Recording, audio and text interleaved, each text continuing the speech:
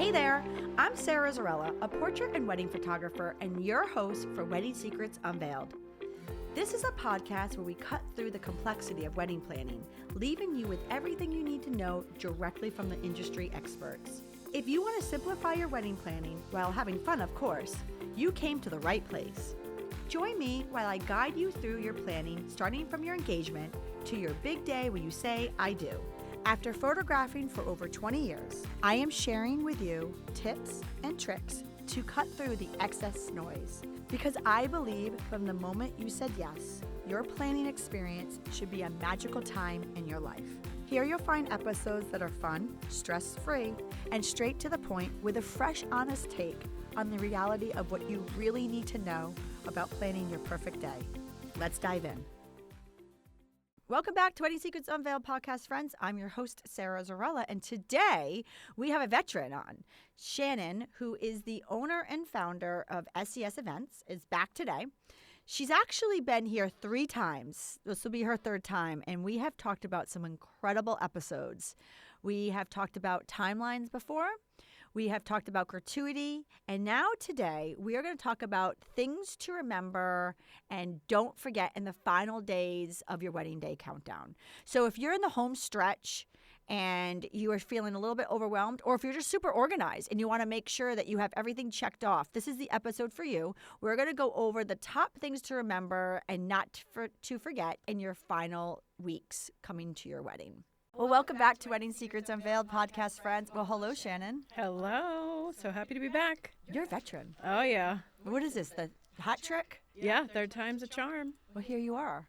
Well, because I just love talking to you, and you're like a wealth of knowledge. I know. I feel like I've known you most of my life at this point. And you brought us coffee. Absolutely. So, I mean, there you go. Yeah, a little bribe. Yes, I love this. Put everybody in a good mood. Well, for our listeners who haven't listened to any of your prior episodes, which they so need to. Yep, some good topics there. Exactly. And we got a good one today. Mm-hmm. Why don't you tell them a little bit about who you are, who you serve, and what you do in your business? Yeah, absolutely. So my name is Shannon St. Hours. I am the owner and lead planner at SES Events based in Warwick, Rhode Island, but we travel throughout New England. We actually did a wedding last year in the Catskills in New York, so kind of all over, open to traveling. And we do everything from full planning and event design to wedding management and day of coordination. So you're just the bestie. Just the bestie. Try to be. I have some great couples. Really do. You know, it's funny you do, because I think I told you that the last time we worked together. You have said that before. I have, and I mean, I'm not blowing smoke up your, you know what. Some very cool couples. You do. Yeah. Like, I just think that, so different planners that we work with are unique in different ways, right? Of course. And that's just what makes you all perfect in what you do. Mm-hmm. But somebody for everybody. Exactly. Mm-hmm. But there is a certain clientele that I noticed that the event planners pull in. I see a theme with Sure. both, with like, you know, all the event planners that we work with, and your couples, that they're just very unique. And I mean that in a good way. Like they're. Please don't be offended, guys. No, I just love it. I just mean that in a good way. In a good way. Like they're very unique in a good way, because like for us who, you know, do this every weekend, right? It's fun. You see it all. Yes, but I love work. I know it's been like a theme, and now that I say it, watch it change. But you know, I said it out loud. But Don't put it I out just there. love your couples, because I find that you have couples that always do something unique with their wedding, and it's really special, and they're just down to earth people, and it's lovely to work with them. Yeah? Yeah. Yeah, I Because agree. sometimes you have event planners that pull in very high maintenance, because sometimes that's why people need a wedding planner. Absolutely. Like they that personality lends itself. Like they need someone to like ground them. Yeah. Yep. You know? Absolutely. You don't have that. No, Well, at you least know the what? ones I haven't worked with. You know what? It comes down to being calm and collected. If I'm calm and collected, they're calm and collected. Like love it's just making them feel at ease. Yeah. Well, you do. Yeah. Thank you. So today's topic is things to remember and don't forget in the final weeks. This is such a good topic. Aha. Yeah. Right? I mean, the list can go on and on for this, but So that's what we're going to concentrate on. So if you're in the final countdown, what do you say, like 90 days, or we're going to start talking about 3 months here? yeah, anywhere between 8 to 12 weeks out is when kind of for lack of a better word, shit hits the fan. Everything happens all at once in those final months. So it can get a little crazy, and it's important to know what might come up and what to prioritize and not feel overwhelmed with everything in that final countdown. I have a random question for you. I was just thinking about this when you said like 8 to 12. How often are you brought into the process during that moment? Because I'm sure a lot of your couples you start with, but like, are you brought in a lot during that time when people start to realize, like, I'm just very overwhelmed at this point? Meaning brought in as in hired and like the panic stage? Yes. Sometimes it's only happened a handful of times where 2 months out, somebody reaches out and is like, oh my God, okay, I think we need somebody to help us. But usually it's at least a few months out, 6 months out. I feel like, especially day of coordination, wedding management has become such a no-brainer for most people nowadays. I feel like I have some day of coordination wedding management for next year, for 2026. So people realize earlier and earlier now that they need that help. Yeah, and also too, like, people don't realize that day of coordination, yes, you just kind of need to be looped in earlier a little bit, just to be more, be able to manage it more. Right. And I know that's what so many couples know it as, is day of coordination. But really, it's wedding day management. And for us specifically, and I know a lot of other coordinators, planners, it starts 2 or 3 months out, because there's no way somebody can show up the day of your wedding and pull it off. We have to have conversations with vendors, with you, with everybody way in advance. So really, we're coming in at that sweet spot of that final countdown. Well, here we go. Final countdown. Let's do it. All right. Hit us with the first one that you just feel people tend to forget, actually.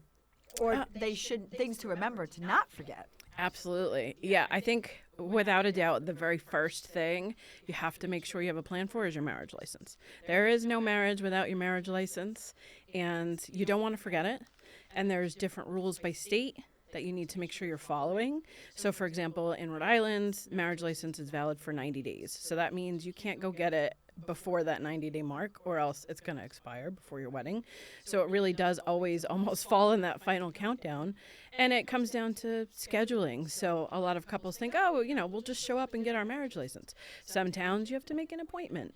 You have to both be there together, usually in person. So that's a matter of scheduling work and, making plans to be together during, town hall, city hall hours. So those are all key things to remember, because without that marriage license, there is no marriage. Everything else is just a party. And don't forget the pen on the day of the wedding. Black ink. Yes. I always keep black pens in my binder. Usually the officiant will. But nowadays, a lot of couples are getting married by friends and family who do a one-day certification or are involved in some sort of affiliation, whether religious or not. And usually someone will have a black pen, but it has to be black ink. Yes, and that is important, because I've actually seen that, where exactly that scenario where a friend is doing the ceremony, but logistically there's actual, like, an agreement happening. That's the license, and and there's guidelines. Yeah, no black Sharpie, no, there's no substitution. And a lot of the one-day officiants, they've never done this before, so they don't know how to fill out the marriage license entirely. So having someone there to guide them and making sure you're planning ahead and talking through that, so it's not, all these questions after the ceremony. Right.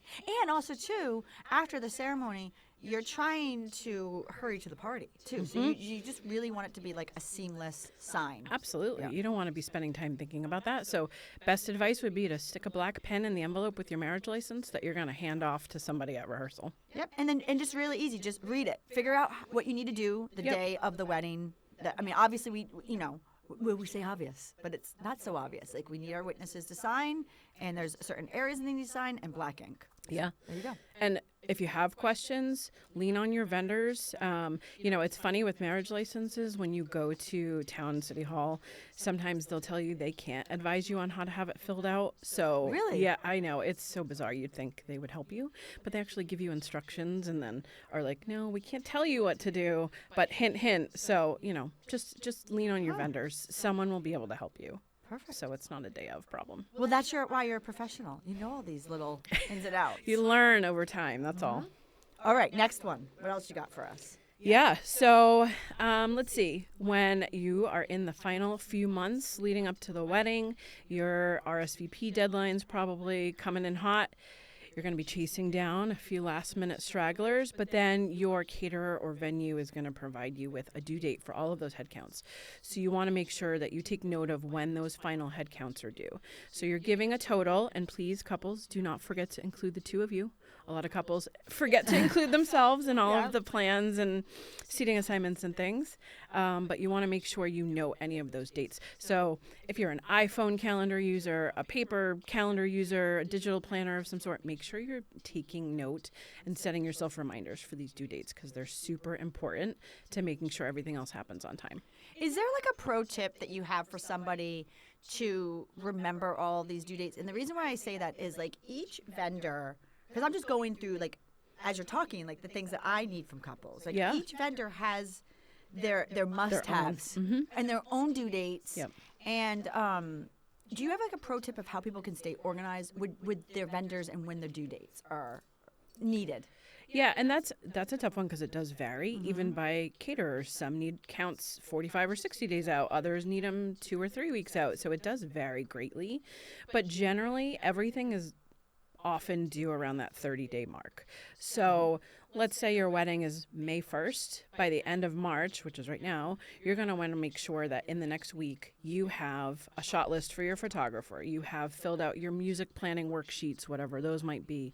You have final head counts with all the meal choices, allergies, all of that documented and ready to go so that when vendors need it, you can go ahead and just submit it. Yes. And also, too, when we were talking about the show, you mentioned don't forget about the rehearsal and the welcome dinners or the other events surrounding your wedding. Yeah, don't forget that the venue that's hosting your rehearsal dinner, your welcome party, whatever that might be, needs all the same information, usually on a smaller scale, but you don't want to forget that. Don't forget seating assignments for the night before if that applies to your event. All of those particular details still apply. And if you're a listener and you have an RSVP sitting on your desk to someone else's event, RSVP. I always say this to my couples. You know who you're chasing down is your family and your wedding party. Because they're like, oh, they know I'm coming. I don't need to RSVP. Well, they still need you to RSVP technically and get all your meal info and so. And that probably leads into our next, which is floor plan. Mm-hmm. Yeah, so floor plan and timeline are kind of really the guiding documents for your entire vendor team for your wedding day. Floor plan, for obvious reasons, lends itself to setup, knowing where everything's happening, having a plan for everything. And that will usually, if you don't have a planner coordinator involved, that usually comes from the venue, the catering team. And then timeline, if it's not a planner coordinator, is often the photographer, which Sarah can speak to, of course. But you just want to make sure that in those final weeks, the floor plan is finalized, whoever you're working on that with, and same thing with your timeline.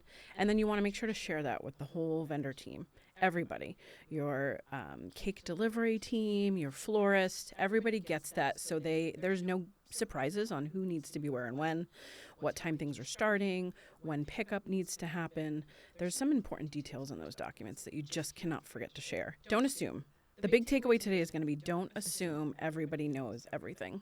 Yeah, and also, too, definitely overshare and then obviously listen to your vendors. And if they say to you, I don't need this, this, and this, okay, great. But definitely, like you said, it's, overshare with them. Make sure everybody's looped in. I don't feel that over communication is, an issue at all. Like I'd rather someone communicate and say, hey, I have my floor plan. Do you need it? Sure. As a photographer, ironically, I don't. Right. So I don't need it, but I'm okay with people asking me if I need it. There's other things I need. I need your timeline. Yep. And like you said, if you do not have a wedding planner, guess who does their timeline? Yep, that's you. I do. Yeah. Yeah, and with a floor plan, it's one of those things I tell my couples, like, send me everything, and then I can filter through. Yes. Not every vendor works like that. There is a fine line. You want to trust your vendors Right. and know that they do this time and time again, and they have a general sense of how all this works. And please don't panic. If you haven't heard from them 90 days out, they will, I promise, be in touch. That's exactly where I was going, because I was going to say, like, over-communicate, right? But if someone says to you, I don't need this or I don't need it yet, that's exactly what I meant by that, is trust your vendors. Yeah. Because that was my next thing I was going to get at is floor plan. It was interesting. I was having lunch with someone that works at one of the venues that we often go to, and she was mentioning to me in just a very, like, she didn't even realize what she said, and I was like, oh, that's interesting. That a couple reached out to her, and this is like a year prior to their wedding, and wanted to do floor plan. And she said to them, not yet. Do you know your guest count? Because there was really no reason for her to start doing a floor plan 1 year out. She's like, I need to wait until we find out your guest count and who's coming, because I can give you ideas of what works in the space, but I'm not going to do your floor plan until you know who's coming. I'm like, you know what? You're right, because 10 people can just affect the whole floor plan. That's a whole table. Sure. You know? Yeah, and it varies venue by venue. So again, this is where you need to lean in to your vendors, trust your vendors, that they know what works best for their facility, for their catering team, and they will be able to guide you for sure. Doesn't mean you can't ask the questions, but just trust them and say, I can have this for you, or let me know when you're ready to. Yeah, I mean, she was definitely, it was like one of those, like, matter of fact, like, she's like, oh, and I just, I said, like, not yet. I'm like, oh, that's right. Like, not yet. Like, again, not upset that they asked, but when she said the question, she's like, not yet. It's within the 90 days, which is where we're at. That's when you do it. And I think for the listeners, I think one of the things that if you could take anything from the show here today, is that, yes, you get engaged and you do all this planning, and then there's this, like, quiet time. Right? Yes. And there's really nothing you can do. And as people much as panic. They're like, people aren't panic. I supposed to be doing something? Right. Yeah. And even if you're like the biggest type A person, there's nothing you can do. But guess what? Within those 90 days, that's when everything needs to happen. Yes. Yep.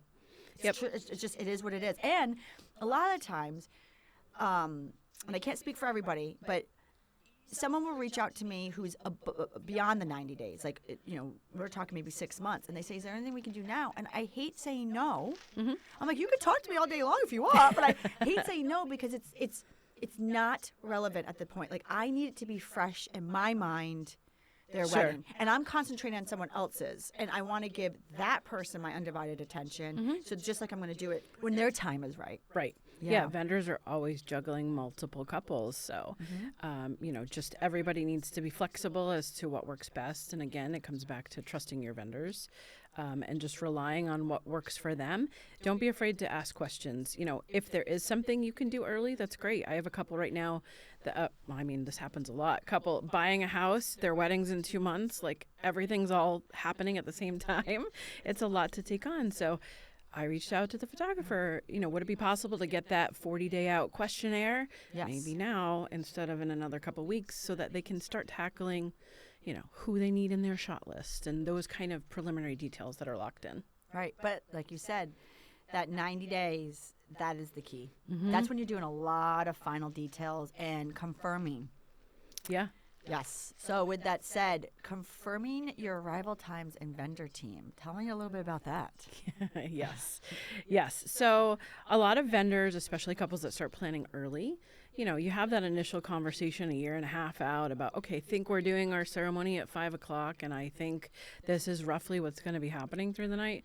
As plans evolve, those things might change. So I think the biggest takeaway from today is don't assume that people know what's been happening, and you want to make sure you're communicating that. So whether that's a change in timing or a change in location or an idea you have, a special moment that you've added, maybe you weren't going to do a first look and now you've decided to do that.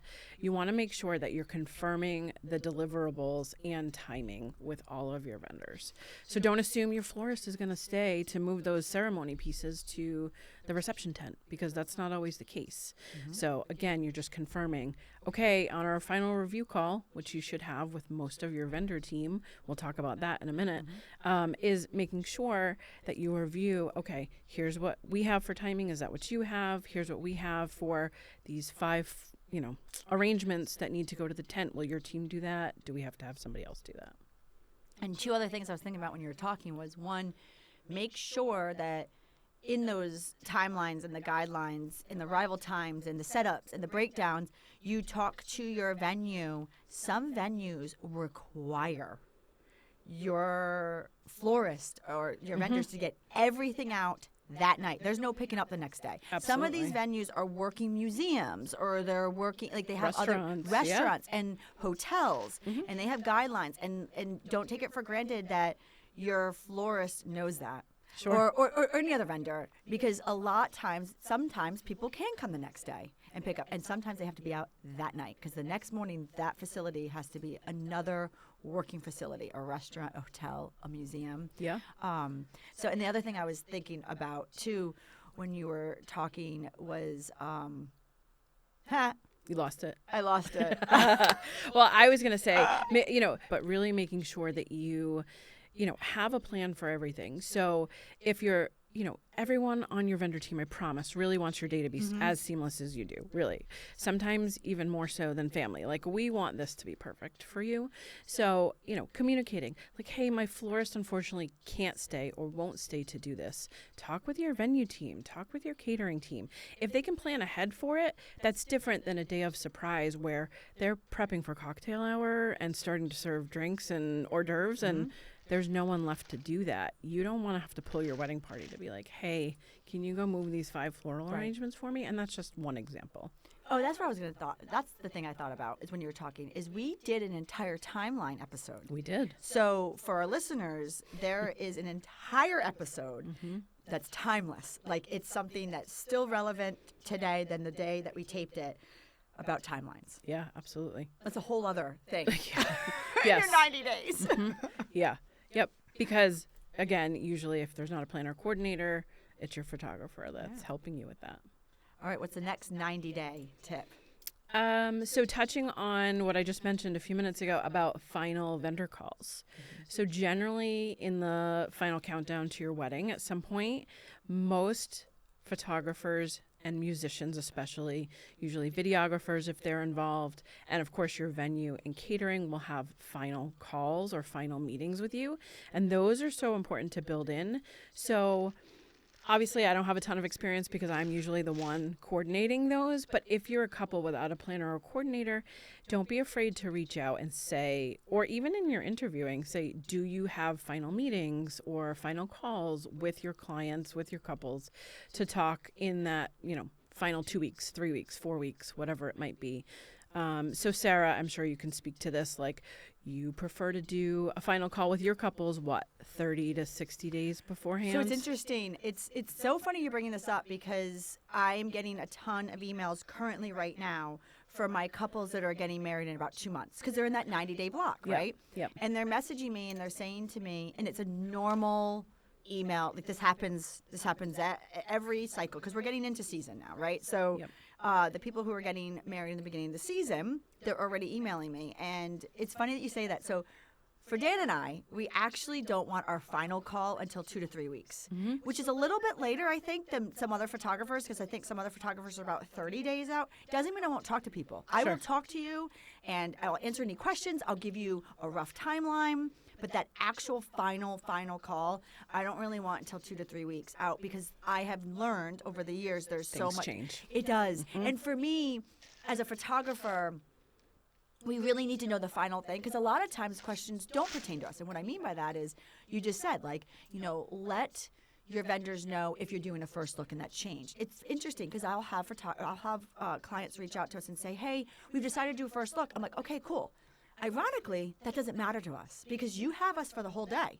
So whether you're doing a first look or not, awesome. Some people, it does because then, like, for example, the florist might need to come earlier for the bouquet. Of course. Yep. But for us, it doesn't matter.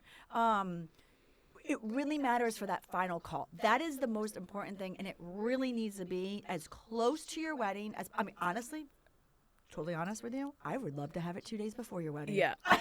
Right. And that's what I mean about trusting your vendors. They do this so often that they know, like, they can talk to you the week of and still be ready to rock on your wedding day. But no one wants to talk to me 2 weeks before. That makes me so nervous. And I wouldn't encourage that. No. Yeah.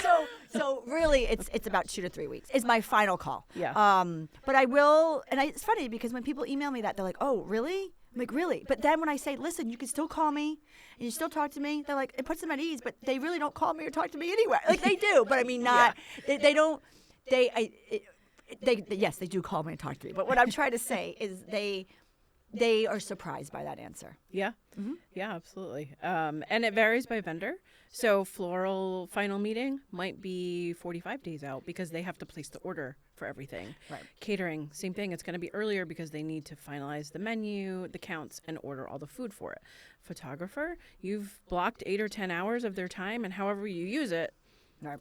doesn't really And that's- logistically right. make a difference. And that's why I really want to be your last one. I mean, again, most photographers, I think, do it about 30 days out. Some even a little bit more than that. But for me, I've learned that when you start to do that, you're actually having multiple calls about the same thing because things change. So it doesn't mean I won't have multiple calls before that. I just want your final one, 2 to 3 weeks. But again, it goes back down to what you're saying. Trust your vendors.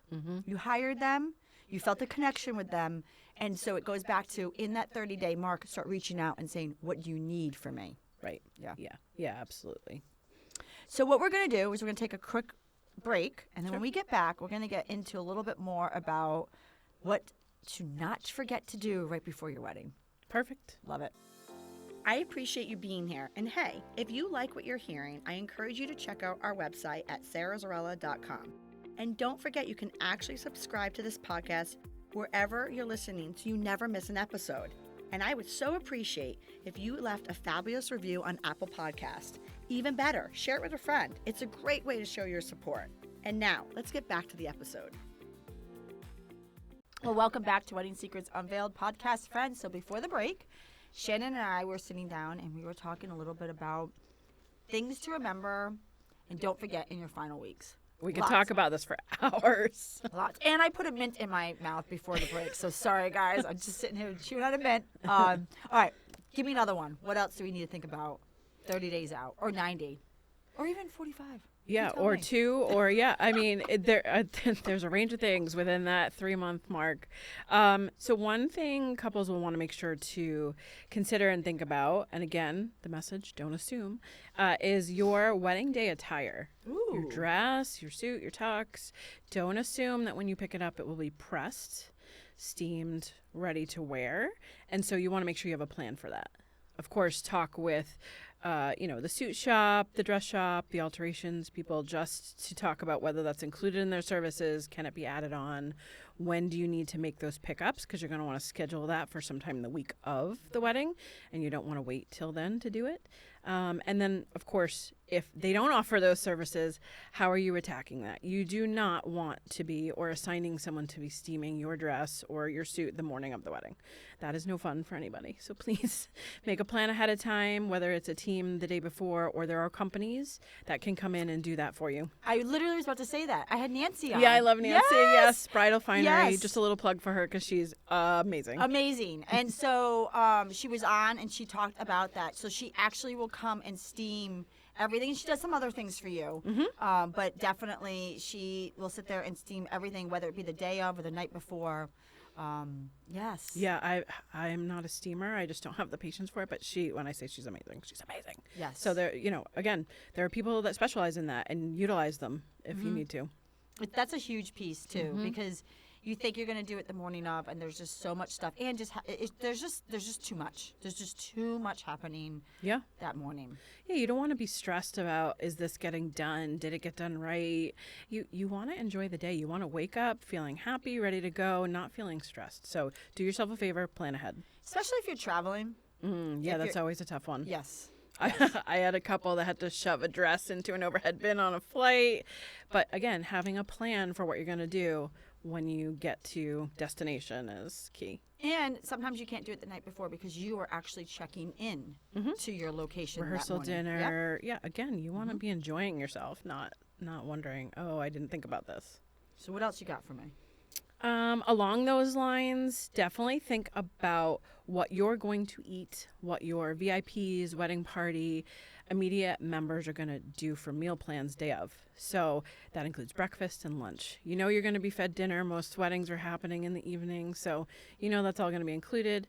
But even if under stress, anxiety, you're not a big eater, plan to have something that you really enjoy, something light. It could be fruit and crackers. It could be your favorite breakfast. Couples oftentimes, if hair and makeup's not starting early, they're going off, the two of them having a private breakfast somewhere together to start the day. And I mean, that's awesome.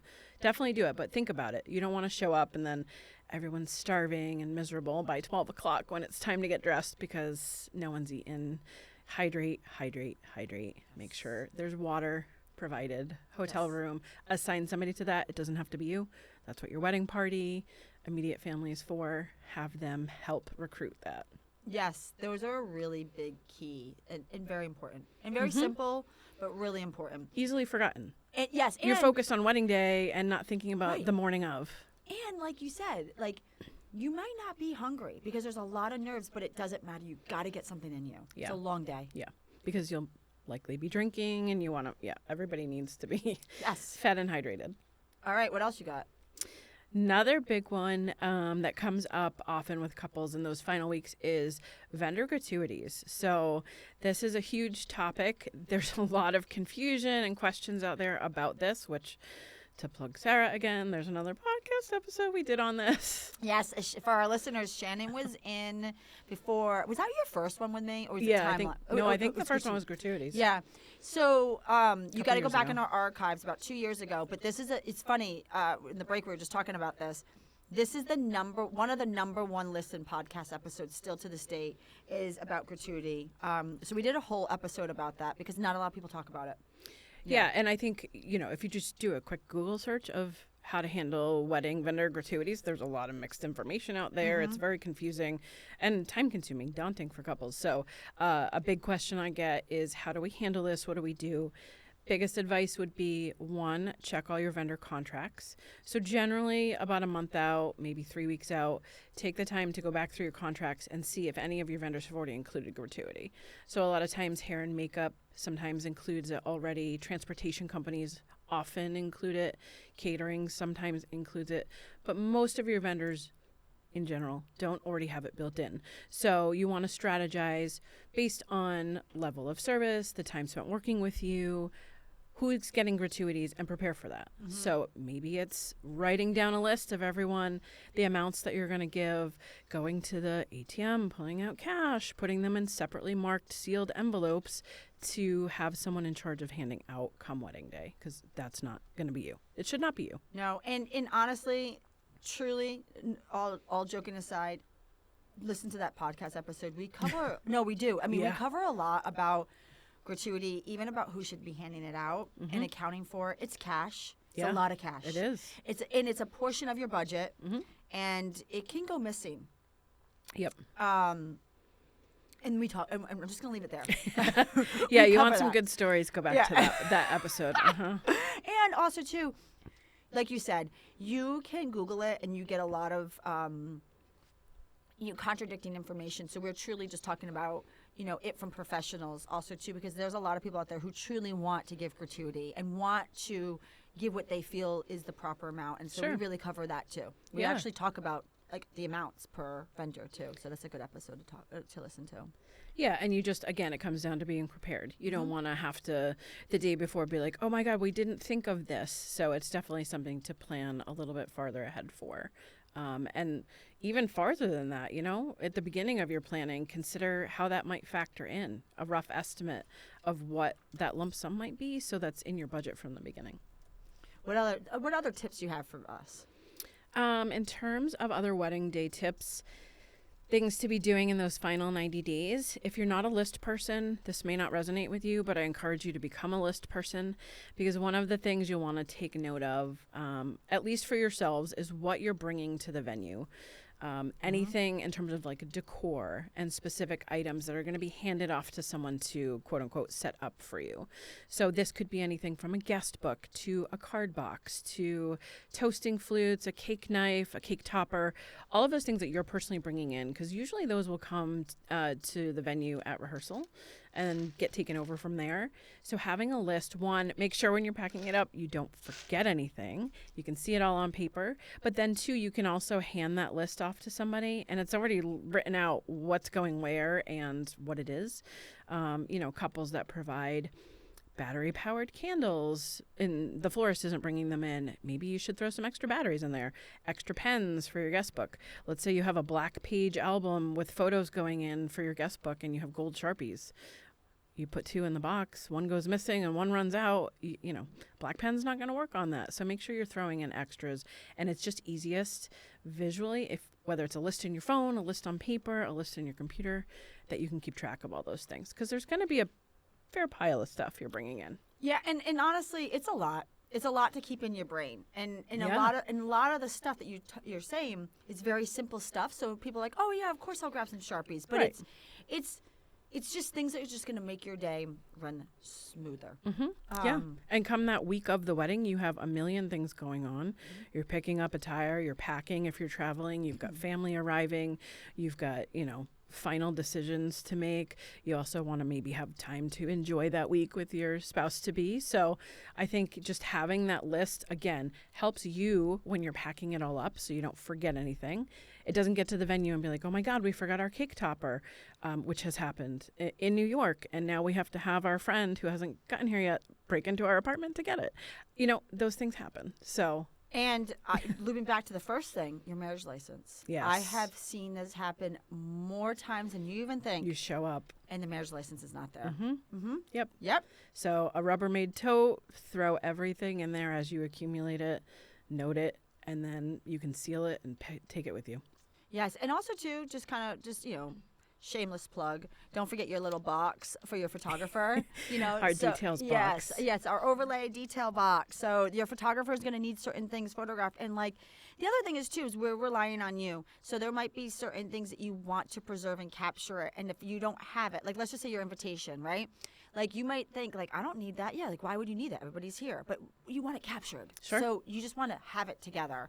Flat lay is key, and there's different meaningful pieces to that. So best suggestion there is if you have a shoebox or your wedding shoebox, to put the rings in there, your vow books, any jewelry, perfume, everything together. So you can say to maid of honor, family, whoever's that appointed person, when the photographer gets here, please give them this box, and everything is ready to go. Again, you're just prepared ahead of time. So what's your final tip for us? Oh, final big tip. I guess one of the last things I would say that you don't want to forget, and this is going to sound a little corny, and it's not meant to be that way, is really to just breathe. Ooh, I like that. I think everybody gets so caught up in the lists and the craziness and everything, and I would highly suggest you plan a date night for you and your spouse-to-be the week of the wedding, if at all possible, so that the two of you have built in an hour, 2 hours to just remember why the heck you're doing all of this. And that's often something that gets overlooked or forgotten because everyone's too busy. There's too many things to do, but that is so important in terms of feeling together and feeling connected before the wedding. Yep. And just be prepared also, too, for, last minute cancellations. Yeah. Changes. Oh, my God. Guess not. There's always one. If you save time to be with each other, you can then tackle all these, rain plans, all these last minute things are going to come. So you're going to get something. Yep. Something. It could be super big and really, really small. Hopefully it's a really, really small thing, but something's going to come your way. Yeah, absolutely. It's life. And just know to expect that. If it doesn't happen, then great. But if you set yourself up to be like, okay, chances are we might have a guest or two drop out the week of the wedding. What is our plan for that? Again, being prepared is going to win every time. And lean on your vendors. Call up your catering team, your venue, and say, okay, we had 4 guests drop, and now we have a table of 2 people. Yeah. What can we do? So just be prepared for those unexpected surprises. And your event coordinator, your event planner, your venue, your vendors, they're prepared. They have these answers. So that's the other thing is take a deep breath because we have your answers. Yeah. Yep, absolutely. Yeah. We've seen it before. Believe me, we've seen it all. Yes. So with that said, totally random question. What's your wedding hot take? Oh, I don't know. I really want to come up with something spicy for this one. I'm putting you on the spot. I know. You really are. I mean, I have a few of them. I just... Role play it. Go. You tell us. Start shooting it out.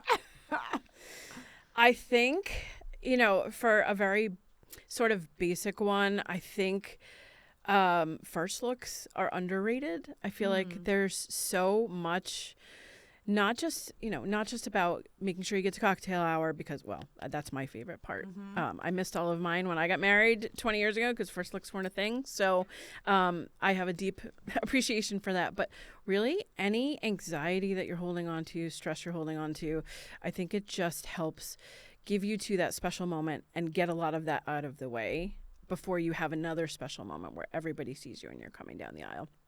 So that's definitely one of them. The other one is blue and white weddings are overrated. I have to say it. This year, I am so excited to say I feel like color is coming back. We're seeing a big trend in color, and blue and white will always be a classic, especially in New England. But I'm excited to see some really vibrant color this year. I love that. I love those hot takes. I told you I had to get a little spicy. A little spicy, right? We'll see which one we use. I know. Oh, God. Maybe we'll do both. You're a both type of person, Shannon. I could literally sit here all day and talk to you. That's why you've been here 3 times, and you'll be back here a 4th. We'll drag you back in here. Yeah, I'm ready. But with that said, for our wrap-up question, all right? I'm putting you on the spot. What are some key points that couples should be asking their event planners when they're inquiring to make sure that they're working with a professional company to ensure that their wedding day is perfect and they get to that 90-day home stretch? Yeah, so specific to event planners, you want to make sure you know what to expect in that home stretch. Will they be handling the communication? How many meetings will you and they have? Will they be with you at your final venue meeting? Will they be with you at rehearsal? Again, it comes down to just don't assume anything. You want to make sure if it hasn't been discussed that it's on your radar. So thank you so much for joining me on this week's episode of Wedding Secrets Unveiled. You helped our listeners become one step closer to a stress-free planning process. Can you tell everybody where they could find you? Absolutely. SES Events RI on Instagram and our website, seseventplanning.com. We're also on Facebook and hopefully in the near future, potentially TikTok, trying to get with the times. But we work throughout New England, so look for us. And for all of our listeners, we will have Shannon's information on our episode show notes, which you can find on our blog and our website page, which is at sarahzarella.com/podcast. And if you see that she has a TikTok link up there, then she got to her to-do list. It's on the list. Fair. Yeah. All right. Well, thank you. Thank you. Thank you for listening to Wedding Secrets Unveiled. I appreciate you being here. And hey, if you enjoyed this episode, I want to tell you something. I encourage you to check out our website at sarahzarella.com. We love photographing while having fun, of course. Check out our podcast page on our website for our show notes along with upcoming episodes with your local wedding experts. Listen in as we help you plan your epic event. And don't forget that you can actually subscribe to this podcast wherever you are listening so you never miss an episode. I would so appreciate if you left a review for us on Apple Podcasts. Even better, share it with a friend. It's a great way to show your support and let us know what you think. If you know any wedding experts that would like to be a guest, we have a link directly on our website where they can let us know. Thank you for listening.